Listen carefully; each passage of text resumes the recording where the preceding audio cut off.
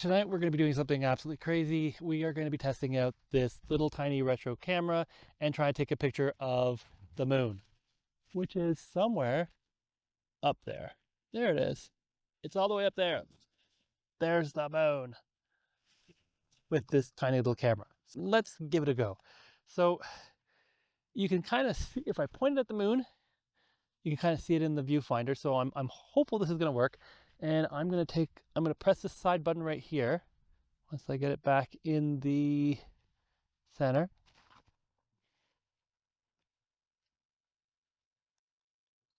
And there we go. And we can have a look. I'm going to try this a couple times and I'll show you the best one I got. And we're going to see if that works. And if it did, I'll show you a picture here of my best attempt.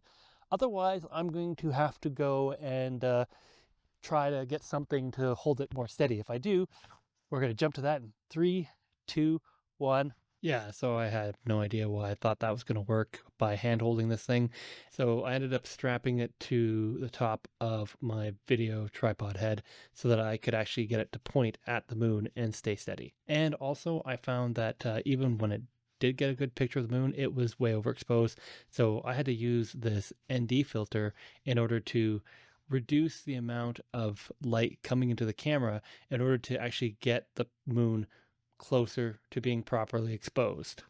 Since I have experience with astrophotography, I actually took that video and went and put it through PIP and AutoStacker and ended up with this little photo here, which is pretty much, I think, the best you're going to be able to get out of this little camera with this lens.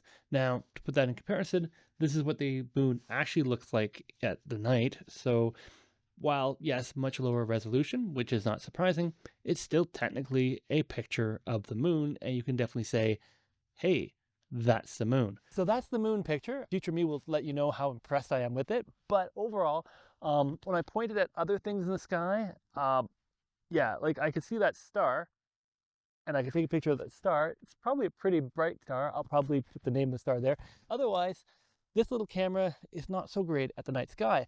I also have here some lights on a tree, so let's give this a try. Oh yeah. Here's the video from the TRL. Now I'm holding it in my hands and it's kind of cold and I'm shaking, but otherwise if I try to make it a little bit more stable, there we go. And it seems to work pretty well for a $44 camera. So given that it is Christmas season and obviously because there's Christmas lights, I do want to try this around downtown, see where they have lights and stuff, and see if I can sort of do a magical video walkthrough.